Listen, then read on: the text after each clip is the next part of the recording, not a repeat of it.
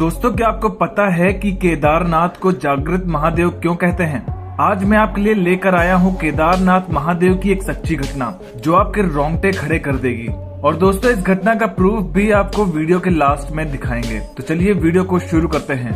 एक बार एक महादेव भक्त अपने गांव से केदारनाथ धाम की यात्रा पर निकला।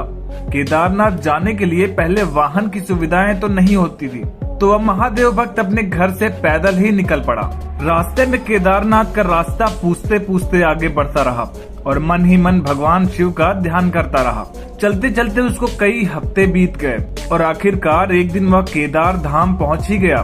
सभी को यह पता है कि केदारनाथ में मंदिर के द्वार 6 महीने खुलते हैं और 6 महीने बंद रहते हैं। वह केदारनाथ उस समय पहुंचा जब मंदिर के द्वार बंद हो रहे थे। उस महादेव के भक्त ने पंडित जी को बताया कि वह बहुत दूर से कई हफ्तों की यात्रा करके आया है और मंदिर के पंडित जी से प्रार्थना की, कृपया करके दरवाजे खोलकर हमारे प्रभु के दर्शन करवा दीजिए। लेकिन वहाँ का तो नियम है कि एक बार द्वार बंद तो बंद, नियम तो नियम होता है।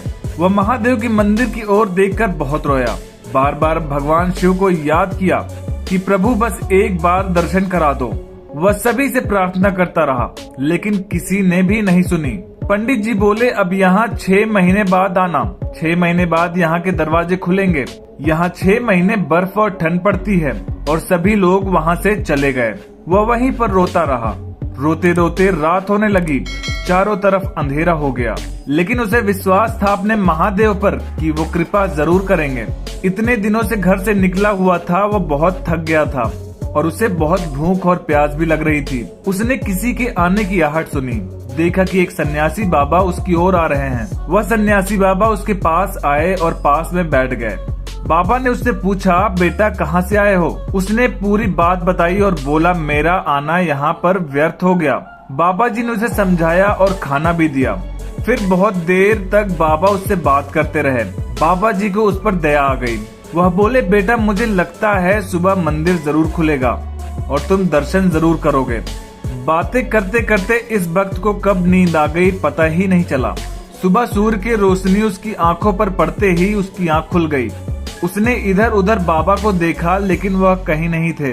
इससे पहले कि वह कुछ समझ पाता, उसने देखा पंडित जी आ रहे हैं अपनी पूरी मंडली के साथ। उसने पंडित जी को प्रणाम किया और बोला, कल आपने तो कहा था कि मंदिर 6 महीने बाद खुलेगा और इस बीच कोई नहीं आएगा यहाँ, लेकिन आप तो सुबह ही आ गए। पंडित जी ने उसे गौर से देखा, पहचानने की कोशिश की और पूछा, तुम वही हो जो मंदिर का द्वार बंद होने पर आए थे? 6 महीने होते ही वापस आ गए? उस आदमी ने आश्चर्य से कहा, नहीं, मैं कहीं नहीं गया। कल ही तो आप मिले थे। रात में मैं यहीं सो गया था, मैं कहीं नहीं गया। पंडित जी को पसीने आने लगे और उनके आश्चर्य का ठिकाना नहीं था। उन्होंने कहा, लेकिन मैं तो 6 महीने पहले मंदिर बंद करके गया था और आज 6 महीने बाद आया हूँ। तुम 6 महीने तक यहाँ पर जिंदा कैसे रह सकते हो? पंडित जी और सारी मंडली हैरान थी। इतनी सर्दी में एक अकेला व्यक्ति कैसे 6 महीने तक जिंदा रह सकता है? तब उस भक्त ने उसको सन्यासी बाबा के मिलने और उसके साथ की गई सारी बातें बता दी कि एक सन्यासी आया था, लंबा था, बड़ी बड़ी जटाएं, एक हाथ में त्रिशूल और एक हाथ में डमरू लिए, मृगशाला पहने हुए था। पंडित जी और सब लोग उसके चरणों में गिर गए।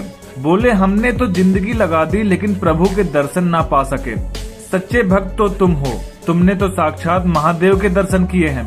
उन्होंने ही अपनी योग माया से तुम्हारे 6 महीने को एक रात में परिवर्तित कर दिया, कालखंड को छोटा कर दिया।